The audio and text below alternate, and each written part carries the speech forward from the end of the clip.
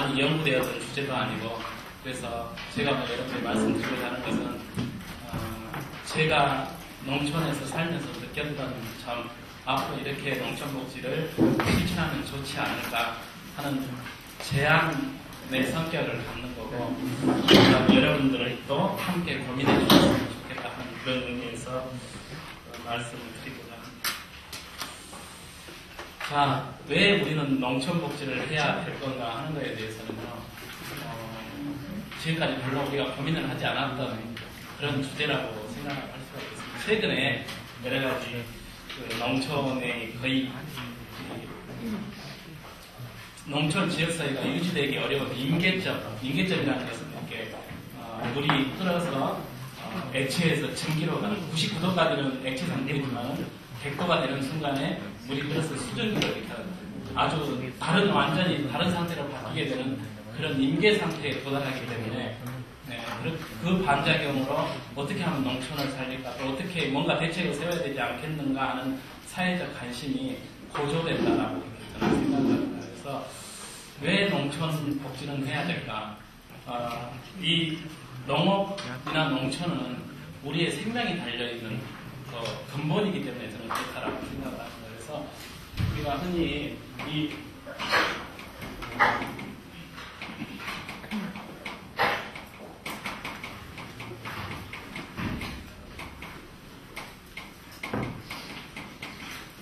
이걸 우리가 삼농이라고 얘기를 합니다. 그래서 우리가 농촌이라는 문제에 집중을 하다 보면요, 농촌이라는 지역사회, 어떤 지역의 도시하고 대비되는 지역에 초점을 맞추고 있으니까 좀 지역 개발적인 측면, 어떻게 하면 도시처럼 인프라를 갖추고 도시와 비슷한 이런 편의시설을 갖출까, 이런 거에 집중을 하기 쉽고요. 농업 하면은 산업적인 측면이 강조가 돼서 이 2차 산업, 3차 산업하고 비교해서 효율성이 떨어지는 농업을 정리해야 되지 않느냐, 어떻게 하면 효율성을 높일까 해서 지금 MB 정부에서 추구하는 게 선진화해서 대규모화 이런 식의, 또 대개 농촌 노인들은 농업 일선에서 물러나게 하고 젊은 사람들이 대규모 농농을 해야 되지 않느냐, 이런 산업적인 측면에서 접근을 하면은 그런 문제가 될 수가 있고, 그 다음에 농민이라고 문제에 접근을 하게 되면은 어떤 사회 계급이나 계층적인 문제가 되기 때문에 이걸 따로따로 접근을 하게 되면은 문제의 본질에 접근할 수가 없다라고 이렇게 생각이 됩니다. 그래서 우리가 농촌 복지 이전에 농촌의 문제, 농촌 주민의 삶의 질의 문제에 대해서 접근을 하려고 하면 통합적으로 이 세 가지 문제를 묶어서 생각을 해야지만이 진짜 농촌의 문제를 우리가 바라볼 수 있지 않을까 이렇게 생각하고, 그렇게 하지 않으면 어떤 문제가 생기냐 그러면은, 자, 서양과 제가 동양의 최근에 사례를 하나 들어보면은요, 옛날 로마 제국이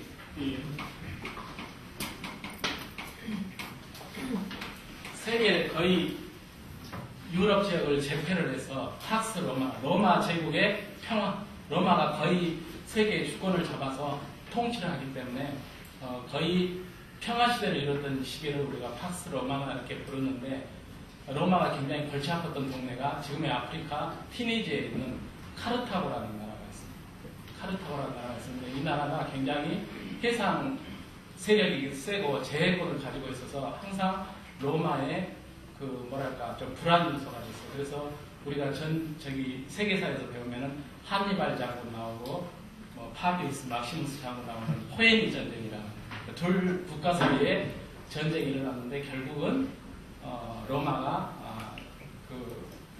파비우스 막시무스라는 장군의 지연 전술에 의해서 이제 승기를 잡아서 이 카르타고를 식민지로 만들게 되는데요. 그래서 로마는 굉장히 제국이 넓기 때문에 거기서 생활하는 귀족이라든가 사회 인프라를 유지하려면 식민지에서 굉장히 많은 물건을 수탈을 해와야 됐습니다. 그래서 그 카르타고의 땅에다가 밀을 굉장히 연작을 한다고요. 올해도 심고 내년에도 심고 계속 심는 거예요. 근데 옛날에는 지금처럼 비료라든가 이런 게 부족했기 때문에 우리가 보면은 3포씩 농업해가지고 봄, 가을 또는 휴경에서 돌려서 짓는 게 옛날 사람들의 방법인데, 계속 한 자리에서 똑같은 작물을 식량을 대기 위해서 과도하게 생산을 하다 보니까 땅의 지력이 약해지고 그래서 토양이 유실되고 거기에다가 또 과도한 방목을 하니까 땅이 피폐가되고 거기에다가 또 로마는 카르타고가 언제 반란을 일으킬지 모르니까 그 사람들의 생산력을 저하시키기 위해서 카르타고의 농토에다가 소금을 대량으로 뿌렸어요. 한두 번도 아니고 땅에서 생산이 나오지 않게끔 소금을 대단위로 살포를 해서 생산력을 저하시키는 거예요. 그래서 결국 카르타고의 땅은 황폐화 됐는데 그 화살이 결국은 누구한테 돌아가지냐? 결국은 로마 제국의 멸망으로. 로마라는 나라는 이미 그 식민지에서 배후지, 그러니까 로마라는 제국을 유지할 수 있는 자원이라든가 식량이 들어오지 않으면 유지할 수 없는 상태였는데 그 식민지나 배후지를 이렇게 수탈하다 보니까 결국은 자기도 멸망하는 길에 들어서게 되거든요. 지금 우리나라가 계속 도시화가 되는 것도 결국 그런 연장선상이라고 할 수 있습니다. 농촌이 지금 같은 상태로 가게 되면은 도시에 사는 사람, 광주, 광역시, 서울에 사는 사람이 먹을거리라든가 이런 것이 조달될 수가 없는 거고 굉장히 삶의 위협을 받게 됩니다. 자, 이런 사례가 하나 있고요. 그럼 또 농업에 대한 정책을 잘못 쓰면 어떻게 될까? 1958년에 모택동이 중국에서 대약진 운동이라는 걸 했습니다. 대약진 운동. 이것은 무슨 운동이냐면 당시에 세계 선진국이었던 영국을 10년 내에 미국은 15년 내에 따라잡자라는 운동이었어요. 그래서 그 선진국이 되는 비결이 뭐였냐 그러면은 철강 생산량을 가지고 이 선진국의 기준을 삼는데 당시에 중국의 생산량이 철강 생산이 535만 톤이었어요. 근데 이걸 따라잡기 위해서 목표를 어떻게 생겼냐면 딱 2배, 1070만 톤으로 철강 생산량을 늘려서 미국과 영국을 따라잡아서 선진국 대열에 들어서자 이렇게 해서 온 나라가 철강 만들기는 작업이 들어요. 그래서 동네마다 전부 다 재련소, 미니 재련소를 만들어가지고 하여간 마을마다 다 철강을 만들어요.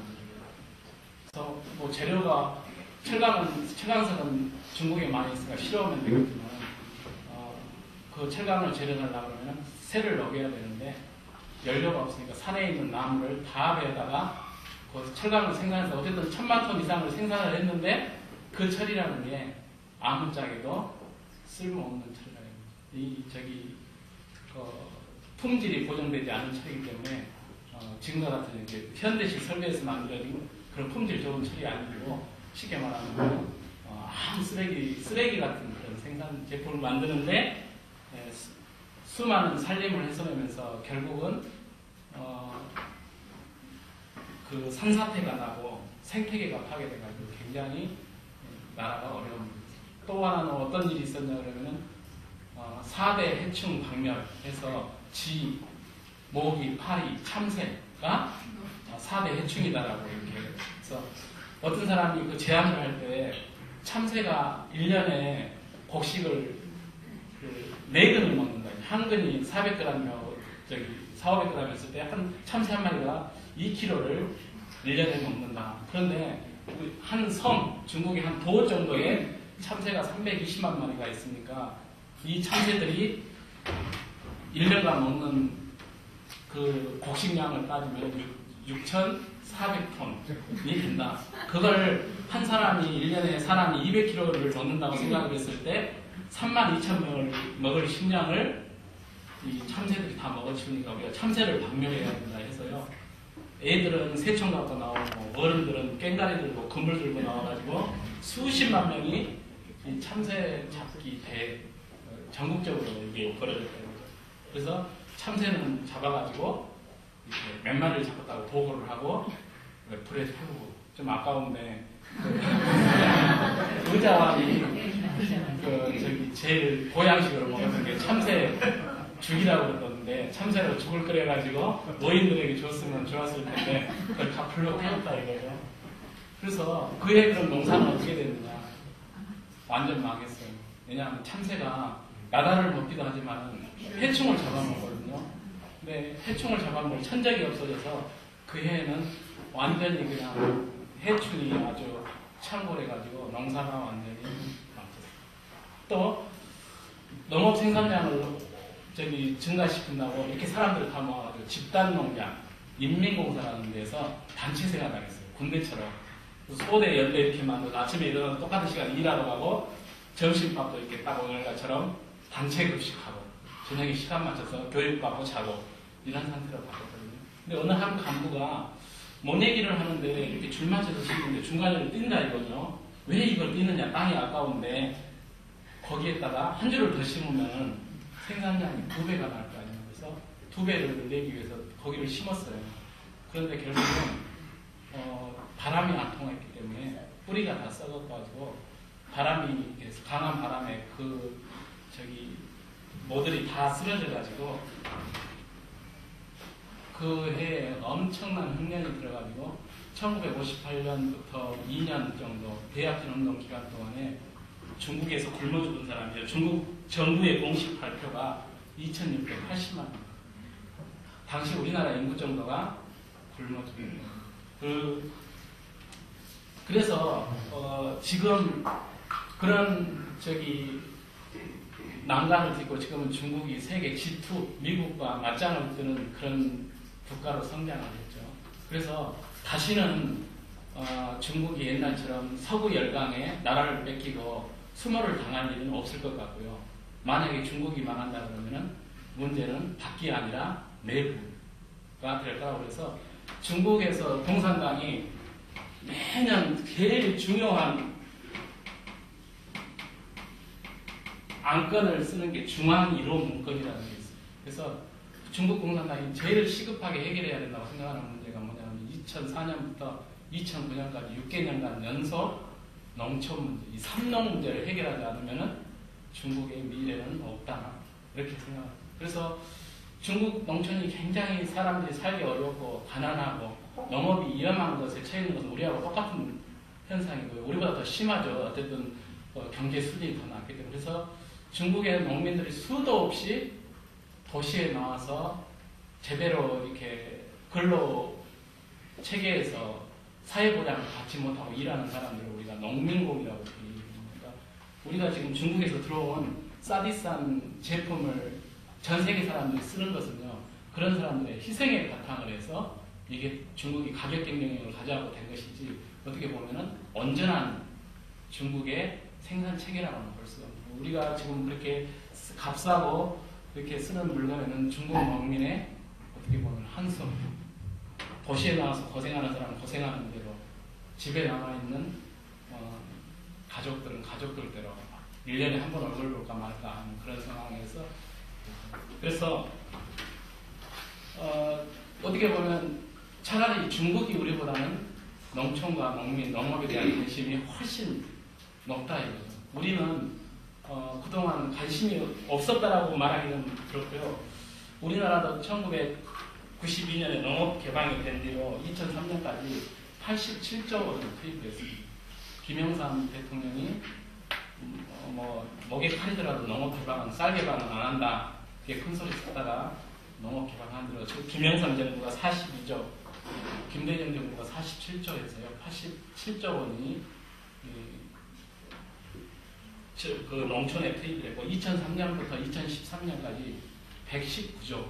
그러니까요. 200조 원이라면 지금 4대강 22조니까 그 10배가 넘는 엄청난 돈이 어쨌든 간에 농촌에 어떤 형식으로든지 들어온 것 같은데, 농촌의 지금 상황을 보면 어떻게 되냐 그러면은 삶의 질이 높아졌다라고 얘기할 수 없는 거죠. 결과적으로 농촌의 부채는 늘어났죠. 그 다음 농업의 경쟁력은 과거에 비해서 높아졌다라고 얘기할 수 없기 때문에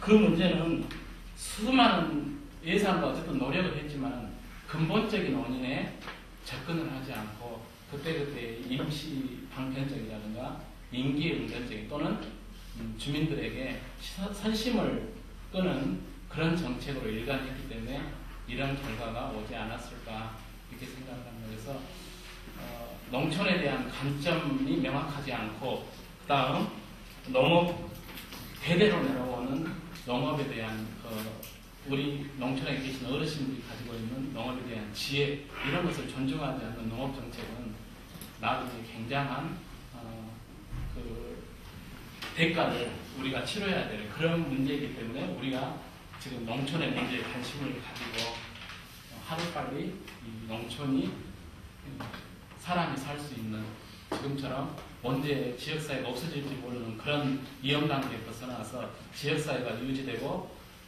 지역 주민의 삶이 유지될 수 있는 그런 걸 목표로 삼는 게 농촌 복지라고 생각을 하고요. 그거를 위해서 우리가 지금 이 자리에서 뭔가 그런 해결책이라든가 나아갈 방향을 모색하기 위해 모인 거다. 저는 그렇게 생각을 합니다. 그래서 저기 책에 교재로 들어가서요. 186페이지를 다가 제가 186페이지 그림을 보시면은 되게 그 사회복지 지식의 구성 수준은 패러다임, 관점, 이론, 모델, 실천 지식이라는 이계적인 관계로 되어 있고 이 관계가 위로 갈수록 추상적이고 광범위적이지만 밑으로 내려올수록 구체적이고 실질적인 이러한 실천 현장과 정합되는 거라고 이 얘기를 할 수가 있겠습니다. 그래서 농촌 복지에 있어서 과연 그런 패러다임은 뭔가 우리가 흔히 그 마샬이라는 사람이 얘기한 대로 우리의 그 권리의 발전 주체가 공민권에서부터 시작을 해서 이게 정치권, 그 다음에 18세기 공민권, 19세기 정치권, 20세기의 사회권. 그래서 이게 복지권이라고 우리가 학교에서 많이 배웠었죠. 그래서 사회권이 확립된 나라, 보편주의 복지를 하는 국가, 그렇지 못한 나라가 복지가 좀 수준이 열악한 나라라고 우리가 얘기를 하는데 이미 이게 20세기고 지금 우리가 살고 있는 세기는 21세기이기 때문에 지금의 그 어느 정도 복지를 구축한 나라들에 있어서는 이런 사회권의 이제 차원을 넘어서 이 지속 가능한 개발, 사회가 지속적으로 유지된다고 그러면 그래서 환경권 이렇게 해서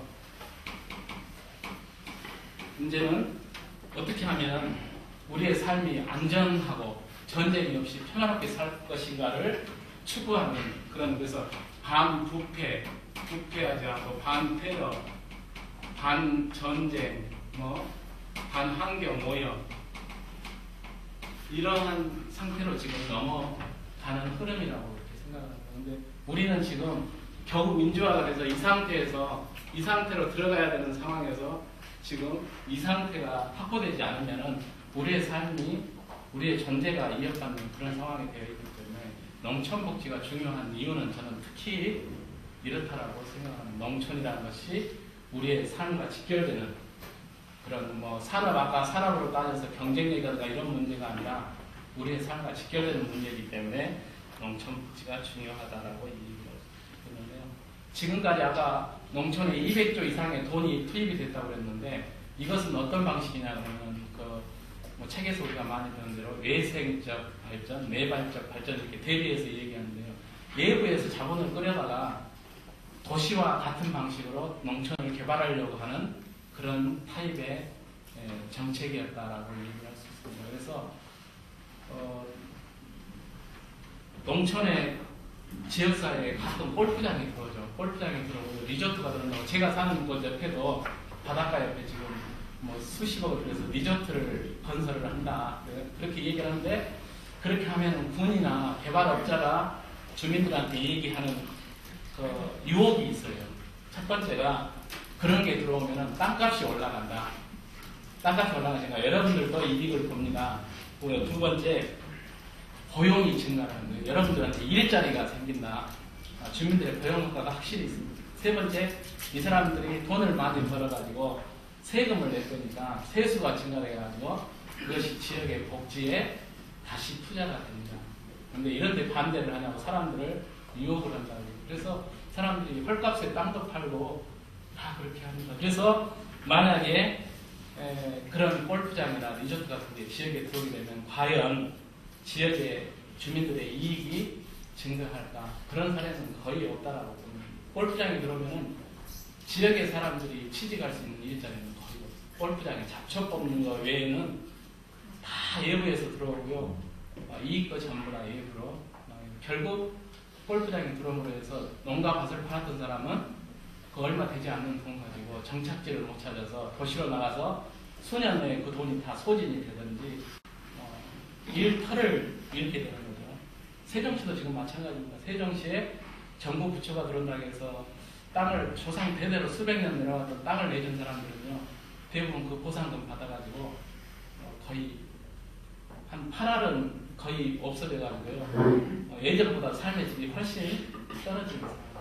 그래서 결과적으로는 지역의 자원을 훼손을 하게 되고 즉흥적인 개발을 하게 되면요, 이역하고 졸속 개발에 예산 낭비고, 우리 해남의 하원 관광단지에 블랑코 비치라고 해서 인공 해수욕장을 만들었습니다. 저기 바다 앞에 돌을 쌓아가지고 모래를 갖다 부어가지고요, 해수욕장을 만들었습니다. 관광공사가. 첫 해에는 블랑코가 이렇게 파란 이렇게 바다처럼 이런 거 굉장히 사람들이 많이 왔어요. 그런데 이 조류의 흐름이라든가 이런 것을 정확히 따지지 않고 무조건 앞에 뚝을 쌓고 모래를 갖다 채웠기 때문에 1년도 안 돼가지고 모래는 전부 다 조류에 실려서 어디로 없어졌습니다. 지금 갯벌만 남아서 한 명도 사람이 안 와요. 작년에 휴장, 올해도 문 열 계획이 없습니다. 그걸 원상 회복하려면은 앞에 쌓았던 뚝을 다시 털고 다시 연구를 해야 돼요. 지금 돈이 얼마나 들어갈지 모르는 상황. 결국 그거 하면서 거기에 골프장 관광단지 개발하면서 사람들 땅 내줬던 사람 또 개발된다고 해서 거기에 어떤 식으로 자기의 것을 냈던 사람 지금 보상해 내라고 그 해남 군청 앞에서 80 먹은 할머니 어르신들이 올 겨울에 텐트 치고 농성도 하고 무료로 약속 지켜라 뭐 하고, 결국 이런 패러다임, 저기 책에 그 농촌복지 실천의 관점이 190페이지에 개발 관점과 복지 관점으로 우리가 나누어 볼 수가 있는데요. 과거의 그런 개발식의 관점으로 해서는 농촌의 문제는 해결되기 어렵다. 그게 지금 농촌에 우리가 수많은 돈이 들어갔기 때문에 나타나는 현실이기 때문에, 그래서 농촌복지의 관점은 주민들이 참여하고 앞으로도 대대 손손 자손이 살 수 있겠는 그런 식의 개발이 이루어져야 되고, 그 다음 농촌의 환경과 문화유산을 보존하는 이러한 관점에서 접근을 해야 된다. 이 관점이 그렇게 바뀌지 않으면 농촌의 문제는 해결하기 어렵다. 그래서 작년에가요, 농림수산부에서 이런 것에 관점에 맞춰서 한다고 촌스러워 고마워요라는 캠페인을 했어요. 예를 들면 우리가 촌스럽다 국어사전에 찾아보면은 어딘지 어수룩하고 뭐 다 이런 뜻이에요. 촌스럽다가. 그런데 농촌이 결국 살라 그러면은 촌스러움이 대접을 받는다. 그걸 우리가 이렇게 촌스러움은 우리말로 표현하면 그렇지만은 좀 다른 학문적인 용어로 얘기하면 촌스러움을 어메니티라고 그러죠. 농촌만이 가지고 있는 어떤 특성, 농촌만이 가지고 있는 도시가하고 비교해서 농촌만이 가지고 있는 강점이라든가 이런 것을 어메니티라고 하는데, 촌스럽다는 말이 결국 바꿔 말하면 어메니티, 그래서 어메니티를 보존하고 육성하고 이래야 된다는 게 최근 농촌 개발 관광 이런 데서 나오는 얘기인데요. 그래서 촌스러워 고마워요 해가지고 뭐 캠페인을 좀 했어요. 그래가지고 멀리 나가서는 막 서명을 받아갖고 국어사전에 촌스러움이 어수룩하다 이렇게 써진 것을 단어의 정의를 바꾸겠다 막 이렇게까지 각오를 내보이고 하더니 해지나니까 그냥 조용히 해가지고 다시는 뭐 이런 얘기 안 하더라고요. 그런데 이 농촌에 대한 보는 관점이 바뀌지 않으면 지금 같은 방식으로 오늘이나 5년 후나 10년 후나 똑같은 거고, 그 결과는 고스란히 뭐 1차적으로 농촌에 계신 어르신 지역 주민에 돌아오겠지만 2차, 3차적으로 온 국민에게 돌아나간다는 것만큼은 분명한 사실이라고 생각합니다. 그래서 이 농촌을 보는 관점에 있어서 자연계는 순환이 되는 거예요.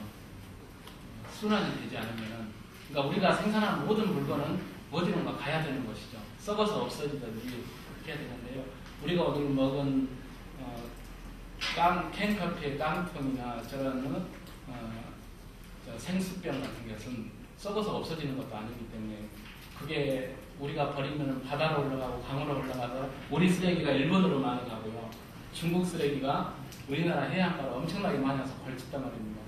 그 다음에 이것도 쓸려가는 쓰레기는 어디가 있냐 그러면요. 태평양 한가운데 엄청나게 큰 크기로 지금 이게 한 군데 거가 조류가 소용돌이 치지 않는 곳에 전부 다 모여있는 거예요. 어디로 간 게 아니라 결국은 그게 순환이 돼야 되는데 순환이 안 되게 되면은 산업공해물이나 폐기물 같은 경우는 그래서 자연이라는 건 어쨌든 간에 우리가 몸이 아파도 약을 안 먹고 주사를 안 맞아도 좀 쉬면 스스로 낫는 것은 몸이 스스로 자기 치유 능력이 있기 때문에 그러는 건데 이러한 자연의 균형을 맞추는 능력과 보정 체계를 인간이 그걸 건드리게 되면은 자연은 쉽게 말하면 저주고 자연의 복수가 시작된다라고 보는 겁니다.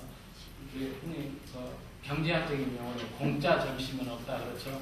뭔가 행위를 하면은 거기에 따른 것은 분명히 대가가 따르기 때문에 아마 4대강 같은 것도 개발 같은 것도 그렇게 해놓고 나면은 나중에 굉장한 그 대가를 치러야 될 정책적인 그런 문제라고. 제가 해남에 땅끝에 살다 보니까 해남에 예를 자주 드는데요. 해남천이라고 해남 한가운데 흐르는 하천이 있어요. 그걸 자연 생태형 하천으로 개발을 한다고 이렇게 지금 여기가 엉벽입니다. 여기가 엉벽이고 돌로 쌓인 엉벽이고 여기에 막 강주천처럼 돌을 쌓아놓고 하천을 만들고 있는데 제가 볼 때 여름에 한 200mm 비만 오면은 저거 한 거에 싹 날아가가지고 돈이 없어질 것 같은데도 어쨌든 생태하천 복원해가지고 돈을 막 쓰고 있어요.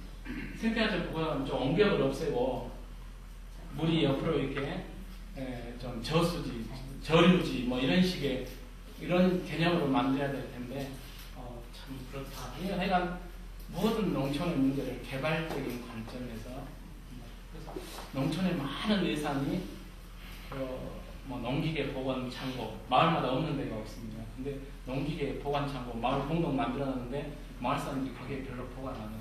트랙터 같은 거 다 중요한 거니까 자기 집에다 보관하지.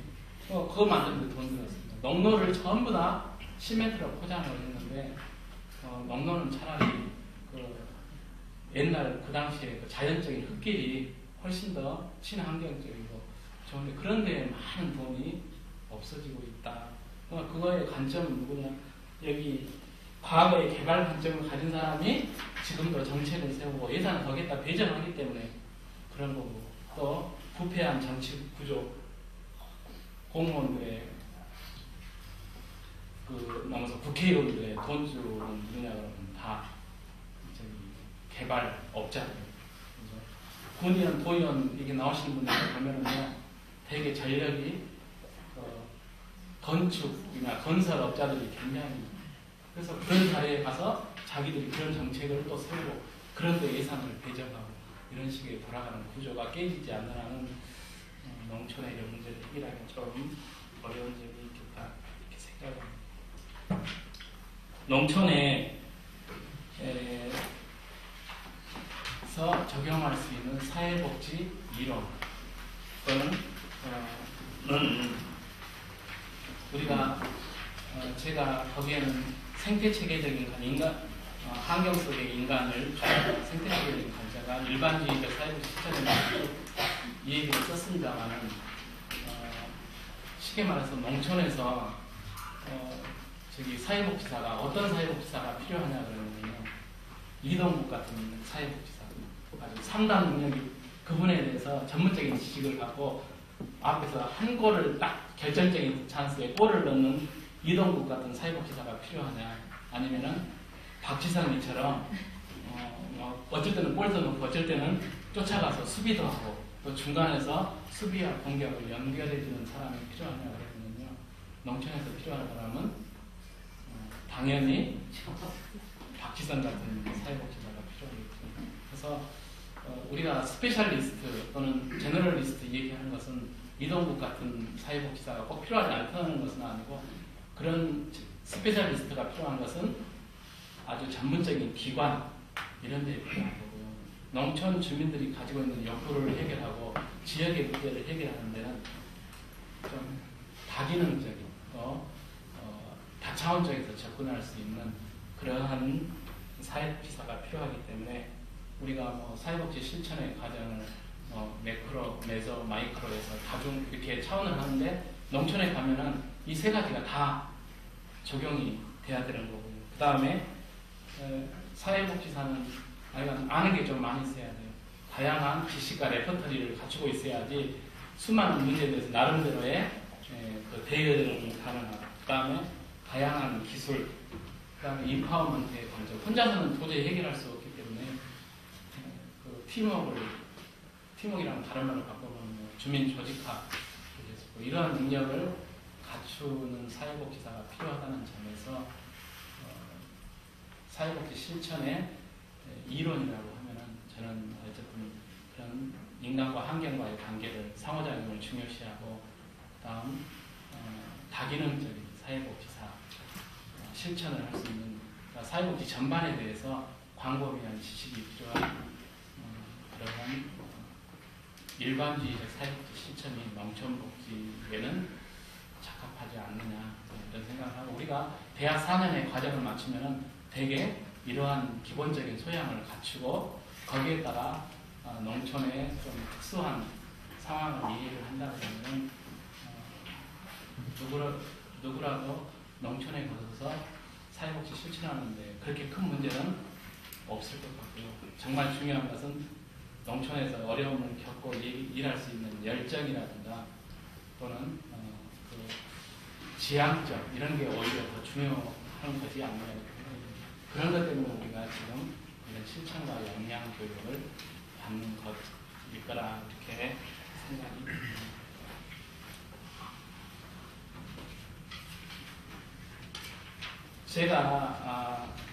저는 지금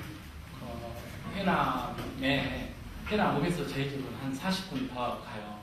그래서 땅끝 가는 길목입니다. 땅끝 가는 길목에 사구미 해수욕장이라고 해수욕장이 있는데 그 해수욕장 조금 못 미쳐서 땅끝하고 10km 정도 거리니까 거기에 좀 살면서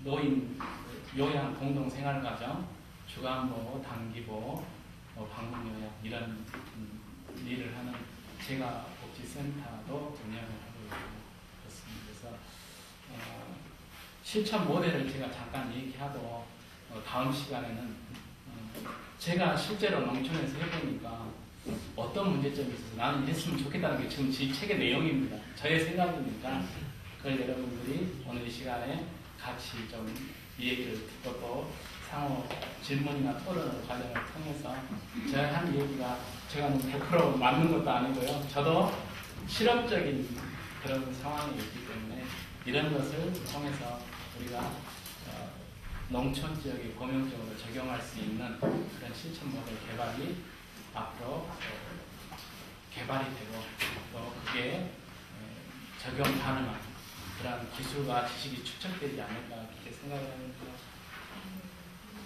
농촌에서 복지 모델을 제가 거기에 4가지로 구분을 했습니다. 구분을 했는데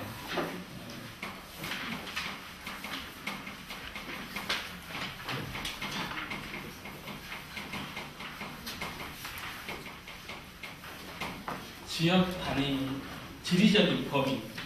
예를 들어서 농촌 우리가 구분을 하면요, 농촌 구분하면 대개 도시와 농촌을 우리가 지금 어떻게 구분을 하느냐면 행정적으로는 동구는 도시, 그러니까 이 자기의 주소가 어디 동 이렇게 나간 사람은 도시에 사는 사람이고요. 어디 면 사는 사람은 농촌 이렇게 행정적으로는 구분이 되는 것 같습니다. 그래서 그 주소에는 요즘에 도농복합시라는 게 생겨서 시에도 읍면이 있죠. 예를 들면 순천시 주안면 이렇게 되지만은 시지만은 거기는 농촌지역이고요. 순천시 조례동 하면은 거기는 도시지역이고 하는데 이게 옛날에는 확실히 구분이 됐는데요. 지금은 굉장히 좀 구분하기가 어렵다라고 생각이 듭니다. 옛날에는 도시 농촌을 주소를 가지고 확실히 구분할 수 있었는데요. 요즘에 읍단위 지역을 가면은요, 지방자치단체가 실시되면서 읍이 그 지역의 중심이 되다 보니까 모든 역량이 읍에 집중이 돼가지고 웬만한 읍이 도시의 변두리에 동보다는 훨씬 더 생활 수준이 높고요. 문화적인 인프라 같은 것도 훨씬 더 잘 갖춰져 있습니다. 우리 지역에 공공도서관이 2개고요. 읍에 공공도서관이 2개, 복지관이 3개 있습니다. 종합사회복지관, 장애인 종합복지관, 노인복지관.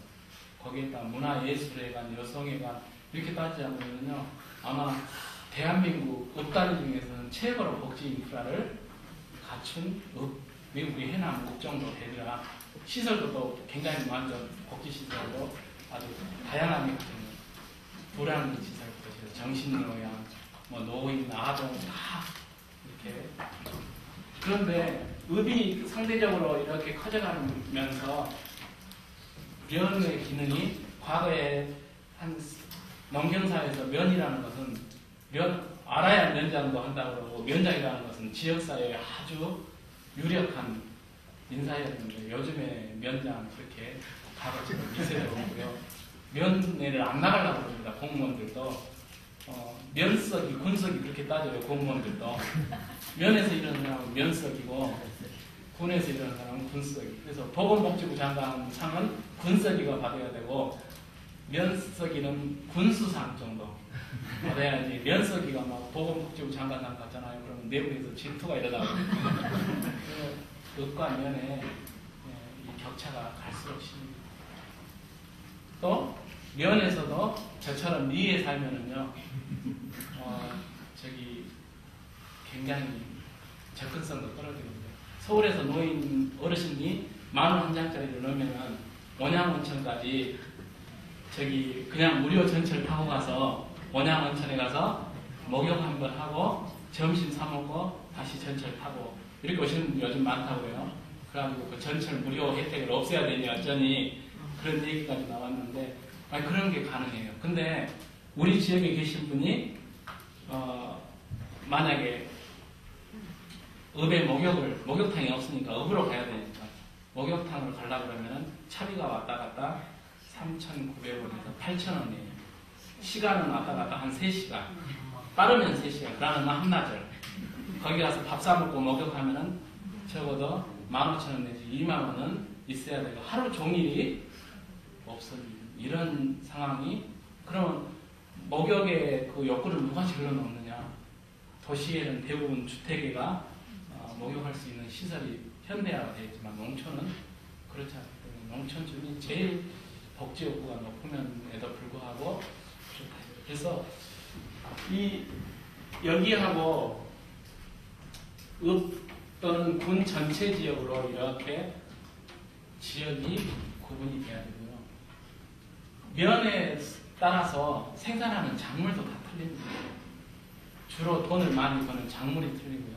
그 다음에 사람의 라이프 사이클, 농촌이 다 같은 것 같지만은 가만히 들여다보면은 다 틀리거든요. 그래서 대개가 어느 정도 공통성과 욕구가 이렇게 결집될 수 있는 범위가 저는 크게 보면은 면 단위, 적게 보면은 옛날에 학교가 있었잖아요. 학교를 이렇게 다녔던 학부 아니면은 지금 농촌마을에 교회가 있는데 교회가 이렇게 전도의 범위를 삼고 있는 교구 정도가 농촌에 가장 적합한 그런 기본 단위라고 생각해보세요. 그 소단위와 대단위, 그 다음 이렇게 실천 단위의 범위를 나누고요. 그 다음 주민 조직화의 정도는 거기 책 195페이지에 아른스타인이라는 사람이 구분한 주민 조직화의 정도로 높고 낮은 이렇게 구분을 해서 두 가지 요소, 지역 구분, 주민 조직화의 정도로 서로 두 요소를 교차시켜보면 4가지의 모델. 그래서 제가 거기에 개별 실천, 마을 복지 공동체, 지역 복지 운동, 거버넌스 모델 이렇게 4개를 구분했는데, 사실 저도 지금 살고 있는 지역에 저는 어떻게 해서 갔냐면 제가 해남구 부평면 영전리에 살고 있습니다.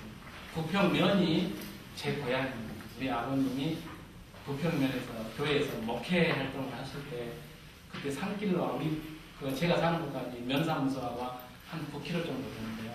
지금은 이렇게 길이 잘 닦여서 바다의 멋진 경치를 구경하면서 금방 10분이면 올 수 있는데 옛날에는 길이 없고 산길이었어요.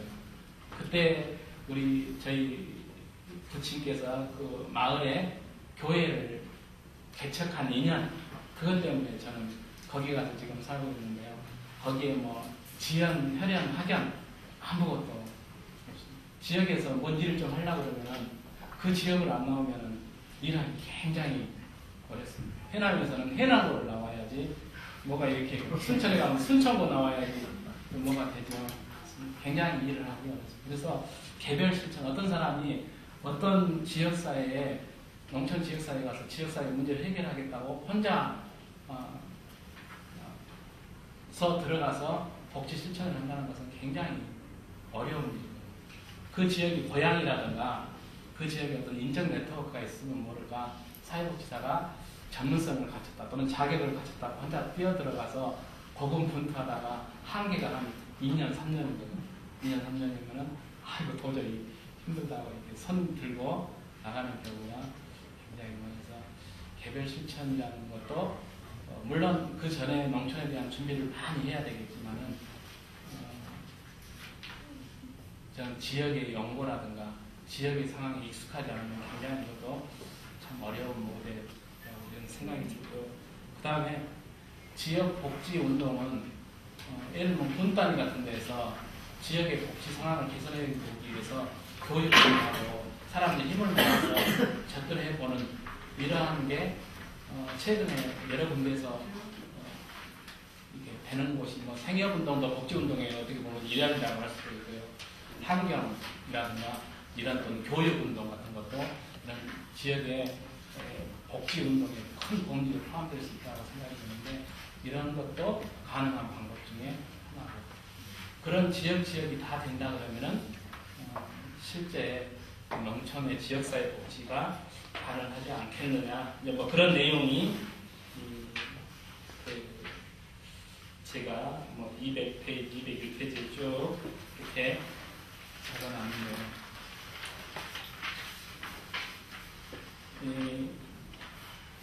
제가 이제 오늘 주로 하고 싶었던 이 얘기는 저 마지막 페이지에 제가 한번 생각해 보자라고 이건 저 나름대로의 210페이지 제가 어떻게 생각을 했냐면요. 우리 집이요 바닷가인데 날씨가 좀 흐리잖아요. 그 목포 방송이 우리 집에 그 가창인데 목포 라디오가 안 나옵니다. 어디게도 잘 깔리나 제주도 방송.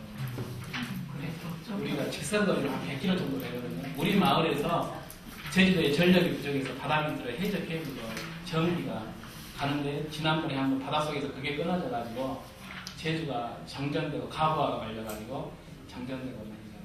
어쨌든 제주도하고 가까운 거리예요. 그래서 맑은 날 저기 미왕산 뒤에 달마산에 올라가면은 제주도가 보인다고 하는데 저는 한 번도 못 봤어요. 근데 보인다고. 그래서 그 우리 동네 같은 데 보면은 제주도 돌로 싼 담이 꽤 있어요.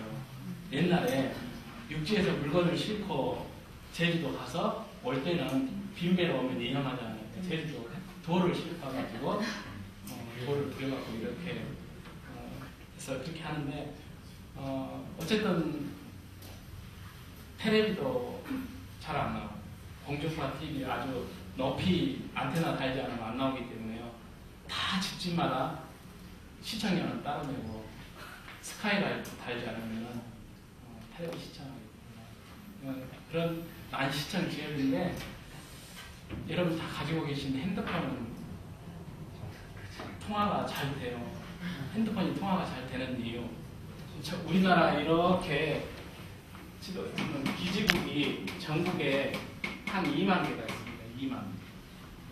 2만 개가 있는데, 물론 우리도 우리 집 뒤에가 핸드폰 기지국이 있죠. 그래서 너무 등잔빛이 어둡다고 집 안에 들어가면은 잘 안 되는 데가 있고요. 밖으로 나오면 어쨌든 통화가 잘 됩니다. 그래서 원래 이게 기지국이 다 이렇게 연결되어 있는 거죠. 2만 개가 이렇게 연결이 돼서 제가 차를 타고 가면서 통화를 할 수 있는 것은 여기서 이렇게 넘어갈 때 계속 이어지니까 이렇게 되는 거죠.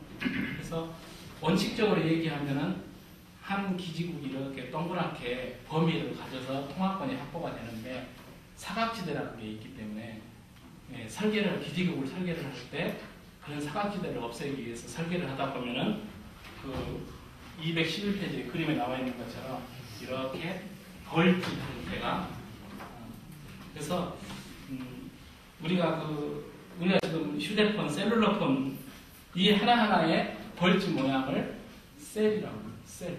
그래서 셀이 연결되기 때문에 영어로 휴대폰을 셀룰러폰, 계속되는 폰이라 이거죠. 그래서 그게 이동전화국에 올라가서 전체적인 것을 교환해주는 망이 연결이 돼서 우리가 어디서든지 통화를 할 수가 있는 거라 이거죠.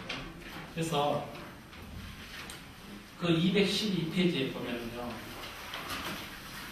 그게 그 셀의 그 핸드폰 통화 기지국의 내용입니다. 거기 보면은 F1, F2, F1, F3, F4 이런 식으로 주파수가, 동일한 주파수가 같은 기지국에서 계속 나오는 게 아니라 달리 나와서 그 가천권 내 통화가 확보되도록 이 전파가 발생해서 우리가 통화를 잘 할 수 있게끔 설계가 되어 있다 이거죠.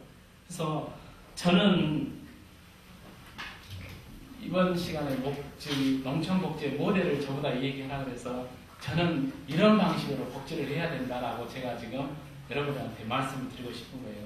이 벌집 하나, 이 셀이라는 게 바꿔 말하면 농촌 지역의 마을 4개, 5개 내지는 어떤 지역의 공동체가 여기에 해당이 될 수가 있겠고요.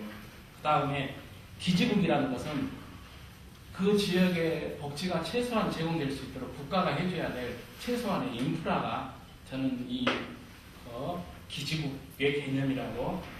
그래서 저기 농림부에서 최근에 이런 농촌 복지에 증진을 하겠다고 영국에서처럼 농촌 서비스 기준이라는 걸 만들었습니다. 영국에 가면은 그 기준이 다 있어요.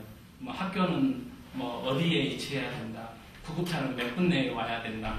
그 다음에 그 농촌 노인들이 그 ATM이라든가 돈을 출금할 수 있는 거라든가 우체국 이런 것이 뭐 세부적으로 그 기준을 정해놓은 게 있는데, 그걸 운영을 해서 한국에도 그렇게 하겠다라고 정책을 대안을 세웠는데, 그런 게 저는 이런 기지국의 역할이지 않나, 최소한의 그런 거. 그 다음 주파수의 활용, 아까 전에 그 셀의 그 F1, F2 이런 것이 한 지역에 무조건 어떤 복지시설이 있어야 되는 게 아니라, 예를 들어서 지역의 특성에 맞춰서 복지시설이 그 지역의 기능에 맞춰서 골고루, 주간보호센터가 여기에 있으면 다른 지역에는 다른 시설이, 여기 노인시설이 있으면 그 옆에는 장애인시설이 있을 수도 있고, 이런 식의 그 지역의 특성에 맞게 전체적인 복지 계획에 맞게 이렇게 시설이 배치가 되면은 서비스가 누락되거나 낭비되거나 중복되는 일이 없지 않을까 그렇게 생각이 들고요.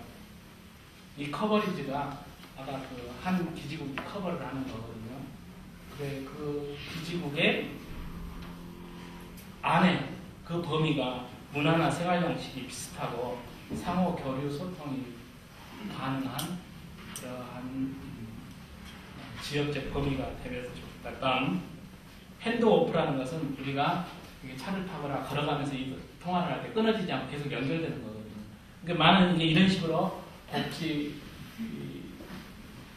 인프라가 구축이 된다 그러면 누가 어디에 가서 살든지 복지 서비스가 연속적으로 제공될 수가 있고, 우리가 사례관리에서 얘기하는 보호의 연속체라는 개념이 확보되지 않겠느냐라는 게, 그래서 이런 식으로 한 지역에 200조 원을 들여가지고 뭐를 하느니 한 지역에 이렇게 하면은 단지 몇억 정도로도 한 마을에 이런 복지 인프라를 갖추는 건 충분히 가능한데 그걸 이렇게 하게 되는 게 훨씬 더 주민의 욕구에도 맞고 실질적으로 농촌의 문제를 해결하는 게 적합하지 않겠느냐 하는 게 제가 오늘 여러분한테 제 생각을 말씀드리고 챔피언 복지에서 지금 열심히 하고 있잖아요.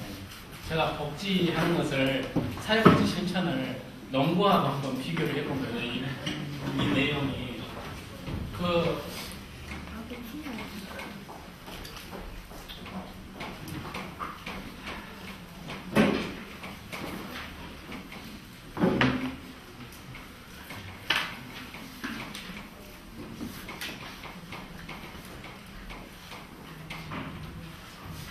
농구를 하다가 어떤 팀이 이 대목에서 꺾어지면 완전히 지겠다 싶으면 바꾸는 전략이 뭐냐 그러면은 대인막.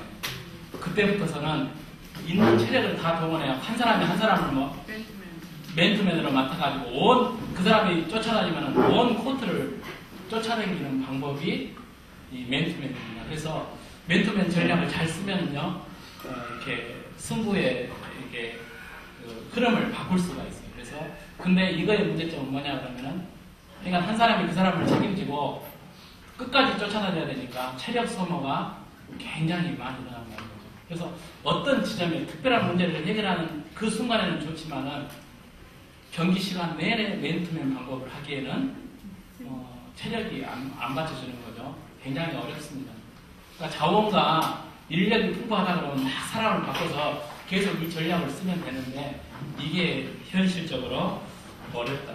지역방어는 남의 코트에는 수비할 때는 다른 상대방 코트에는 안 넘어갑니다.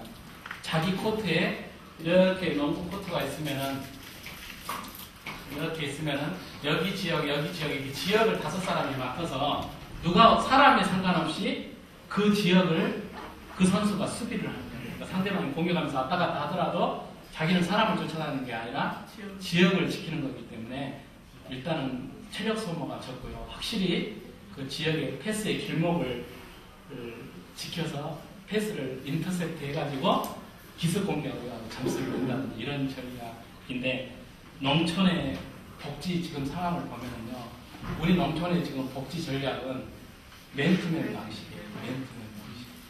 자, 이 지역에 이런저런 클라이언트가 있다 이거는 조성가정, 저 복지관에서 조성가정 가정 도우미 오고 독거노인 생활지도사가 또 이 노인을 찾아오고 방문 요양이 저기서 또 와서 왔다 가고 이렇게 하기 때문에 사실은 우리가 사례관리 얘기하지만 지역에 어떤 요건을 가진 클라이언트가 몇 명이 있으면 우선순위는 누가 먹고 낳고 누가 서비스가 먼저 가야 되고 이것을 계산할 정리할 겨를도 안 되고 어쨌든 서비스는 이루어지는 거죠. 근데 자원은 인력과 자원은 굉장히 많이 소모가 됩니다.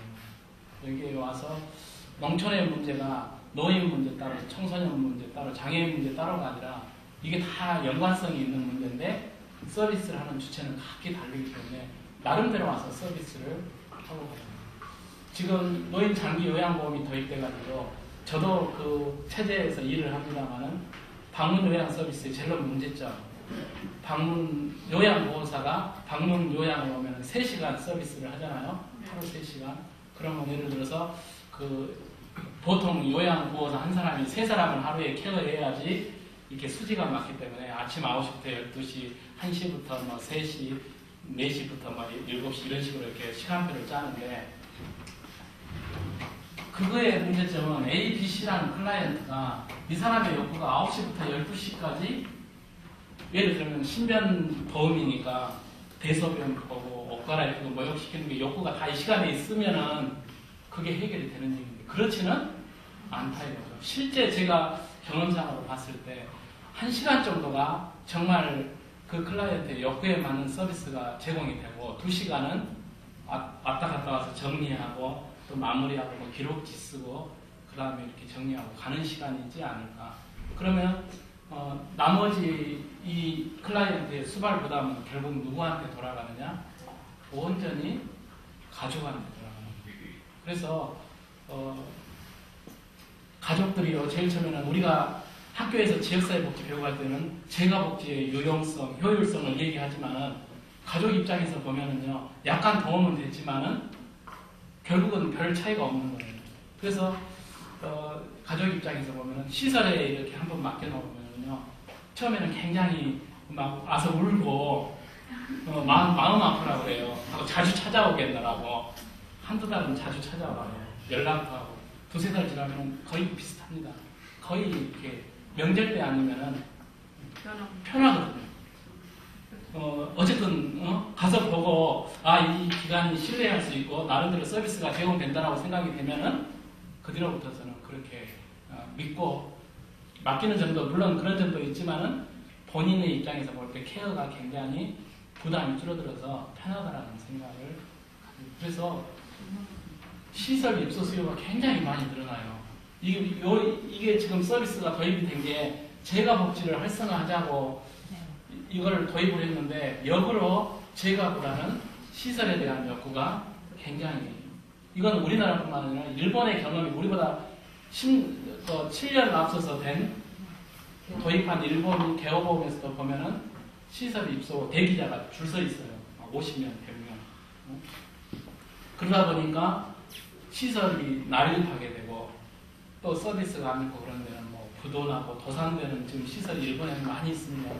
그래서 이런 문제가 발생을 하기 때문에 저는 아까 그 얘기 연장선상입니다만은 이 지역 단위로 서비스를 하게 되면 아까 이 3시간이라는 게 저기 읍에서 오게 되면 왔다 갔다 하는데 40분, 한나절이 3시간 하고 하면 하루가 거의 없어지는데, 지역에 있는 사람이 지역 주민에게 현지에서 완결하는 서비스를 제공하면은 3시간 연장이 아니라 지역에서 가서 한 30분 보고 이제 하고 또 왔다가 같은 지역에 사니까 얼마든지 왔다 갔다 할 수 있는 게 저는 아까 그 학구 범위에서의 복지 형태라고 얘기해요. 지금 방문요양 서비스를 보면은 방문요양 3시간 가는 서비스의 수가가 하루 종일 주간보호를 하는 수가보다도 더 높습니다.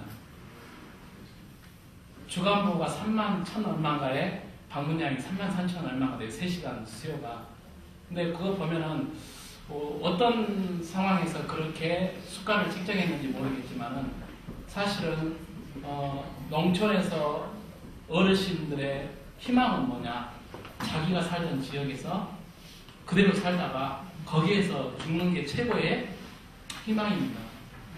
치매 환자 전원을 한다거나 의뢰를 해갖고 환경이 바뀐 데 가면은 굉장히 아주 적응하는데 어려운 릴러케이션 데메이지 해가지고 환경이 바뀌면은 아주 치매 증상이 굉장히 더 심해지기 때문에 치매 환자는 자기가 살던 지역에서 사는 게 제일. 그래서 치매 환자 대응형 그룹홈이 일본에서는 지역마다 이렇게 만들어집니다. 그러니까 자기가 살던 지역에 집에서는 모시기가 힘드니까 그 소규모 시설에 살면서 언제든지 집에 가면 갈 수도 있고 올 수도 있고 여기서 자고 싶다가 집에 한번 가고 싶으면 외출도 하고 그렇게 해야 되는데, 큰 시설에 모이게 되면은 개인의 어떤 그 사람 다움이라는 특성 같은 것이 집단에 매몰되고 그 다음은 이런 개인의 욕구를 해결하기가 굉장히 어려운 거죠. 그래서 저는 이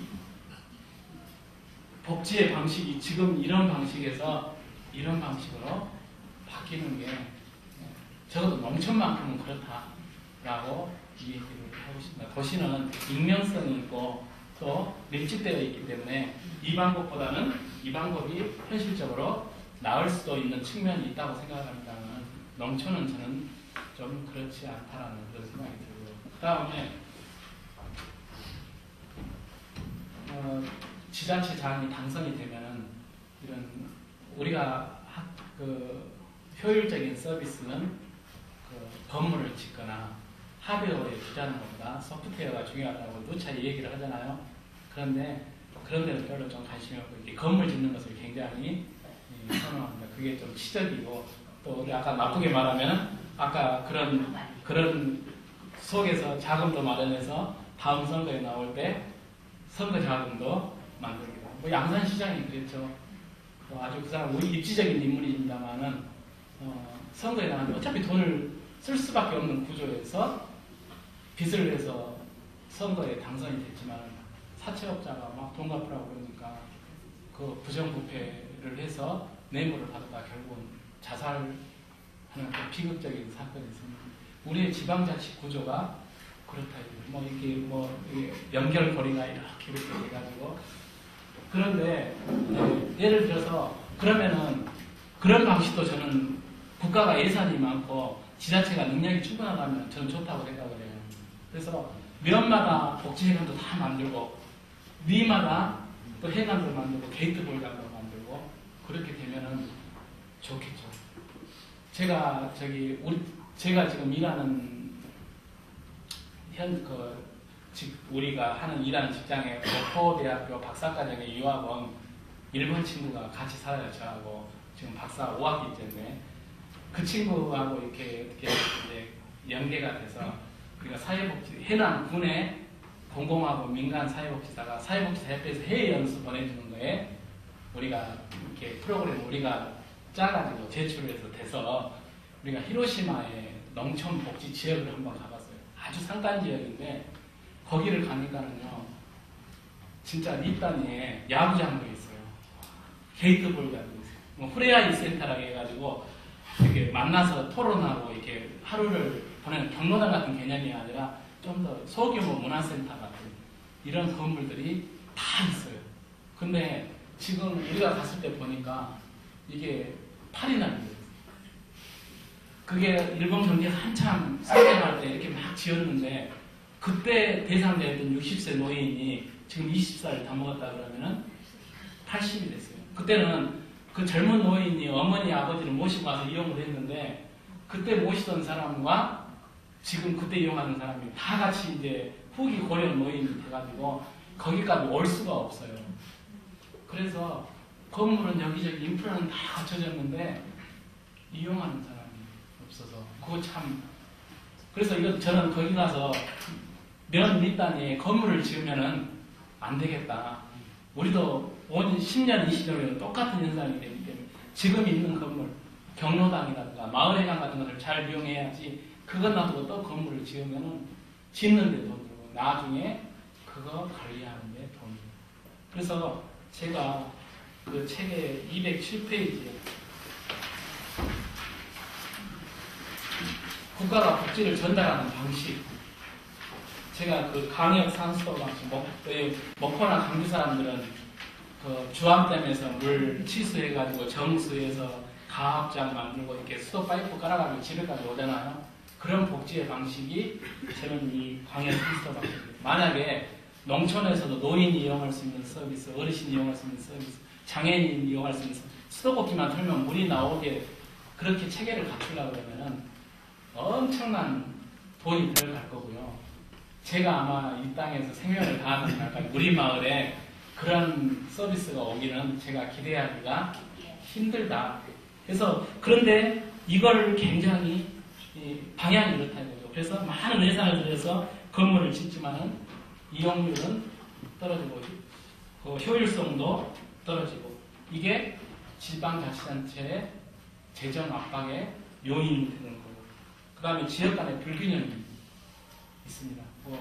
아까 군의원이나 군수가 자기 출신 지역에는 또 이렇게 배려를 해서 잘 짓고요. 아무것도 없는 좀 백도 없는 지역은 진짜 국물도 없는 이런 불균형이 발생하기 때문에 저는 우리 지역은 지금 물을 어떻게 먹냐 그러면요.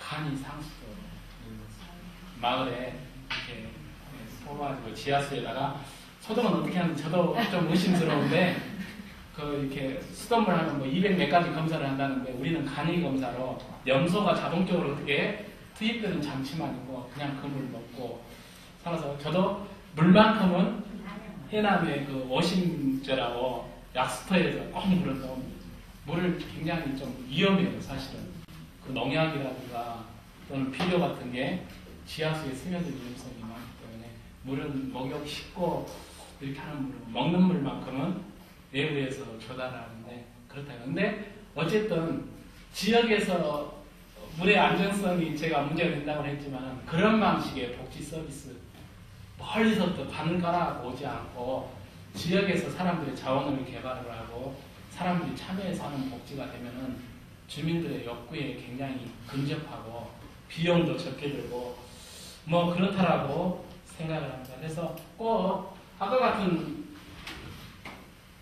이 사람은 기초수급자, 이 사람은 누가 서비스를 받고 이렇게 되면 옛날에는 이 마을 테두리에 살면은 다 내 식구고 전부 다 관심을 가졌는데 요즘에는 누가 서비스를 받는다 그러면 그 집에 내가 안 가도 된다고 해가지고 이렇게 관심을 끊으니까요. 옛날처럼 공동체가 되는 게 아니라 오히려 이 사람이 고립되고 섬이 되는 경향이 있어요. 내가 그거 안 달아줘도 뭐 국가에서 돈 나오고 이렇게 되기 때문에 이런 것보다는 어떻게든 지역에 이렇게 초점을 맞춰서 지역 주민이 참여하는 그런 복지가 중요하지 않을까. 방식을 저는 농촌에는 이렇게 바꾸는 게 농촌의 특성에 맞다라고. 그래서 제가 지금 서비스를 해드리는 노인 어르신이 한 30여 분 되세요. 제가 4종 세트를 갖추고 있기 때문에 거기서 주거, 출퇴근, 그 다음에 반기고 집에 찾아가는 거 4종 세트 30명인데 3분, 4분 빼고는요 다 우리 마을 근방입니다. 제가 아까 얘기한 이 벌집 안에 여기 다 들어있는 분이에요. 몇 분 나가 있으신 분은 안도에서 소문 듣고 우리 집에 우리가 안도 바로 가깝기 때문에 안도에서 오신 분입니다. 그래서 30여 분, 우리 집에서 일하시는 분이 한 10여 분 되시는데 전부 다 한 분만 빼고는 다 이 지역 출신이에요. 그래서 이 관계가 좁다 보니까 2다리만 건너면 다 인척 관계고 혼인 관계고 뭐가 됩니다. 그래서 와서 그냥 사무적으로 이걸 보고 가는 거하고는 틀려요. 우리의 뭐가 되기 때문에 또 이렇게 하기 때문에 진짜 좀 관심을 가지고 잘 하십니다. 그래서 이렇게 하는 게 지역에서 요즘에 말하는 사회적 일자리가 늘어나는 거고 어쨌든 농촌에서 저 우리 집 일하시는 분 어쨌든 누가 됐든 간에 120만 원의 정규직 네, 뭐 그건 제가 많다는 얘기는 아니고 농촌에서 120만 원은 적지 않은 돈입니다. 어쨌든 간에. 그래서 가게에도 굉장히 도움이 되고요. 지역에 어쨌든 도움이 되고 이렇게 함으로 해서 저는 제가 생각할 때 저는 이렇게 다른 사람들이 시작한 지 얼마 안 됐는데 엄청 잘 되니까 여기다도 또 짓고 더 해야 되지 하는 게 좋겠다 그러는데 저는 그런 생각은 전혀 없어요. 제 능력 바뀌기도 하지만 지금 이 상태가 딱 좋은 것 같아요. 그래서 현지에서 지역 주민의 욕구에 맞춰서 지역 사람이 서비스를 제공하는 방식이 저는 지역 방언의 방식이에요. 저는 이런 정도의 방식은 저 아니라 강원도에서도 적용할 수 있는 방식이지 않을까 그런 생각이 드는데 지금 장기 요양보험에서 얘기하는 것은 어쨌든 간에 정성적인 것은 되고 질이 어쨌든 간에 그런 것도 나중에 평가는 하지만 우선적인 정량 몇 명을 규정에 맞춰서 잘 서비스를 했냐 하느냐 그래서 모니터링하고 전화해가지고 지금 몇 시에 왔습니까? 똑같은 사람이 옵니까? 그래가지고 그거 뭐 문제 없으면은 일단 넘어가. 이런 것은 조금 복지가 본연의 추구하는 가치하고는 사업적인 측면에서는 투명하고 좋을지 모르지만 그런 점은 있겠다는 생각도 듭니다. 그래서 제가 사실은 농촌 복지를 공부하게 된 것은요. 제가 아까 우리 아버님의 인연 때문에 거기를 갔다고 했는데 저도 제일 처음에는 나름대로 사회복지를 조금 공부했으니까 내가 전문성을 갖고 여기에서 자원도 풀어오고 하면은 농촌 이게 할 수 있을 것 같은 생각이 들었어요. 근데 아까 3년이면은 딱 이렇게 한다고 했는데 저도 이것은 한때는 저도 막 여기저기 프로포즈를 많이 냈어요. 그래서 옛날에 유영 교수님이 하는 아이들과 미래라든가 삼성 복지제라는 거 제가 한번 한 적이 있었는데 제가 해보고 나서 다시는 프로포즈를 하는 게 나를 위해서도 좋지가 않고 지역을 위해서도 이건 해결 방법이 아니다 해서 저는 그때 제가 이제 앞으로 그런 방식으로는 해서는 안 되겠다 싶어서 진짜 내가 복지를 하는데 무엇을 공부를 하고 어떻게 해야 될까를 새롭게 공부를 하지 않으면 안 되겠다. 찾아봐도 그런 게 없더라고요.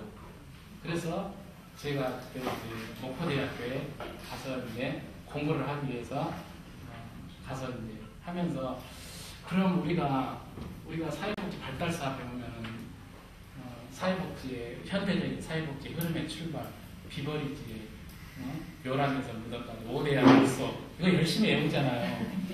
근데 비버리지가 고민하고 설계를 했던 것은 영국적인 상황에서 나왔던 일이고 그게 과연 우리가 비버리지처럼 하면 된다라고 얘기하지만 한국적인 상황에서 정말 그게 설득력이 있을까, 우리한테 체감이 될까 그런 생각도 들고요.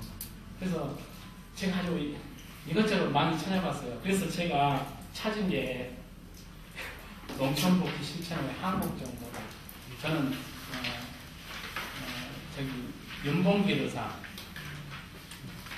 요즘에 의사를 장군으로 바꾸려고 네, 어쨌든 저는 장군보다 의사가 훨씬 더 가치 있는 코칭이고 윤봉길 의사가 거기 208페이지에 보면은요, 이건 윤봉길 의사가 농촌과 농업을 보는 눈입니다.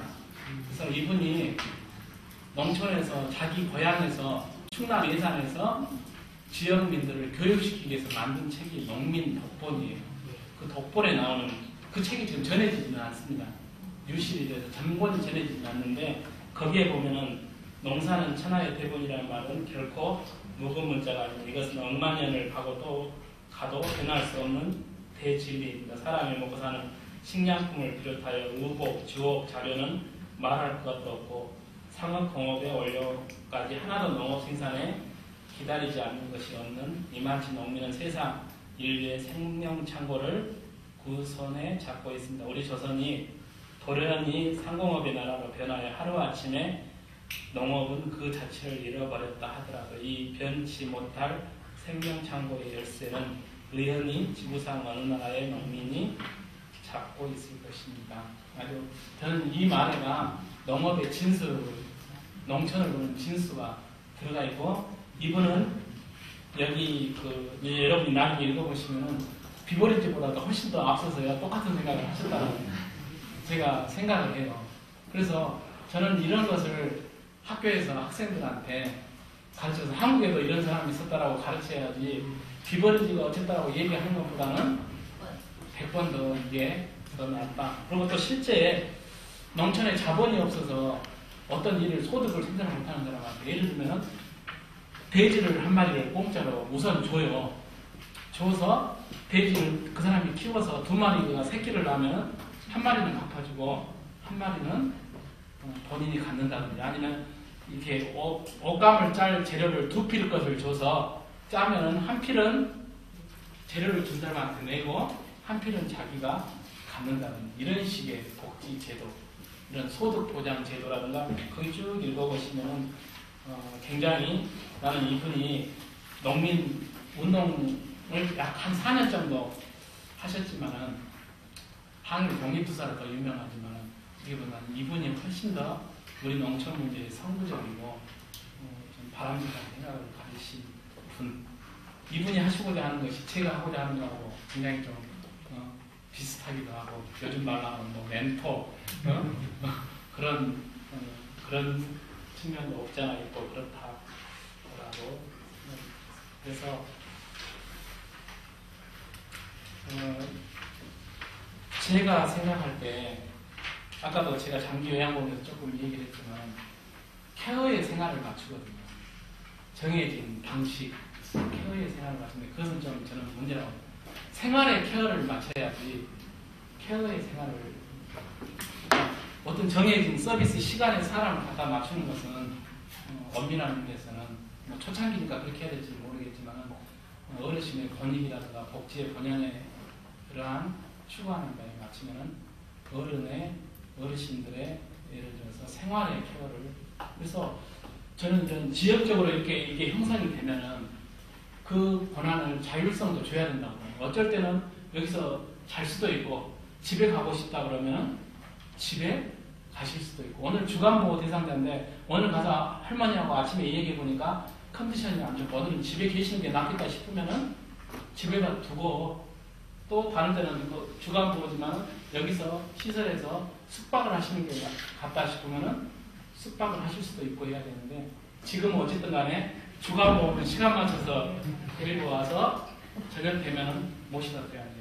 만약에 제가 그 어르신의 상태가 안 좋아서 집에다가 이렇게 하루를 주무시겠는데 뭐 체크하는 데 걸렸다 그러면 부당 유입, 뭐 이런 얘기까지 나왔고, 그래서 그런 것은 좀 그래서 제공자의 관점이 아니라 지역의 주민들의 욕구에 맞춰서 이런 복지 체계에 대해서 기본적인 좀 생각이 좀 바뀌었으면 좋겠다라는데, 또 그게 가능하다라는 게 저 나름대로 제가 거기에서 지금 해보는 거라서 저는 이 방법이 참 좋다라고 해서 여러분한테 제가 제안을 하는 거고, 이것은 돈이 참 마음에 안 들더라.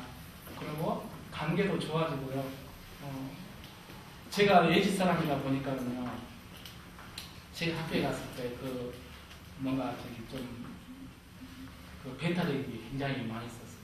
특히 해남이 더 그렇습니다. 옛날에 해남에 혈령이 발령이 오면은요, 정치를 하는 게 아니라 토호 세력하고 어떻게 하면 문제를 없이 안 일으키고 있다가 가느냐가 거의 정치를 잘하는 거예요. 중앙에 행정력이 안 미치기 때문에 굉장히 다스리기가 어려운 곳이다라고 왕한테 보고하는 그런 것이 나오는데 상당히 좀 보수적이고 배타적이고, 그래서 제가 그런 시설을 거기서 한다 보니까 찬성하는 분도 있지만 반대하는 분도 있어요. 그리고 막 거기서 노인 줄줄이 죽어서 송장이 나갈 것이라는데 노인들의 똥오줌 물이 뭐 나오고 바다가 오염돼 반지락을 캘 수 없다는 거 하고 반대하시는 분이 있었어요. 그래서 제가 마을 주민들을 모아놓고 제가 하고자 하는 일은 그런 일이 아니고 이런 제가 설명회를 2번 했어요. 바로 우리 앞집에 할머니가 나한테 와서는 굉장히 나를 걱정해주고 내 편을 들어주는 것 같은데, 나중에 알고 보니까 모든 소스의 제공자라든가 제일 반대하는 분이 그 할머니야. 근데 나는 그 할머니가 결국은 자기가 미안했다, 모르고 그랬다, 저한테 이 얘기를 하더라고요. 아니, 그런 것은 뭐 있을 수 있는 거고 저는 그런 거 괜찮습니다라고 얘기를 했는데, 그래서 굉장히 농촌에서 복지를 실천하는 시간도 많이 소요가 되는 거고요. 신뢰관계가 확보가 안 되면 굉장히 사업적으로 접근해서는 100점 100패 이러지 않을까 생각합니다. 그래서 뭐 오늘 얘기에 제가 두서없이 앞으로 갔다 뒤로 갔다 얘기를 했는데 결론은 그렇습니다. 그래서 소규모의 지역의 특성에 맞추는 복지 서비스가 지금 현재 농촌을 살리고 농촌을 지킬 수 있는 그런 방법이잖아요. 이런 것이 예로가 꼭 국가 지원이 없어도 할 수 있는 하고 있는 분들 여러분들이 계셔요. 나중에 또 교육 받으실 기회가 있을지 모르지만 영광에 저 학교로 후배가 됩니다. 강의원, 여민농락 공동체 같은 그런 게 되게 저하고 사상이 비슷하고 추구하는 바가 비슷하고, 저는 이런 게 여기저기 많이 생겨서 이게 네트워크가 되고 서로 이렇게 소통이 되고 하는 게 거버넌스고 복지 국가를 이루는 첫 발걸음입니다. 일단 제 얘기는 이 정도 마치고 질문이나 말씀을 좀 듣고 싶고요. 그 다음에 오늘 어쨌든 간에 제가 강의를 했으니까 제 메일이 여러분들이 그 강의에 대한 어떤 평가라든가 이런 점은 이렇지 않다라는 게 있으면 저한테 피드백을 해주시면 저도 수정할 수 있는 부분, 제가 맞다라고 얘기하는 건 아니고 제가 농촌에서 해보면서 저는 이렇고 이런 지향점이 저의 지향점이라고 도움이 되고 서로 간에 좀 더 발전을 위해서 좋은 측면이 되지 않을까 그렇게 우리는 지금보다 더 강하게 우리는 지금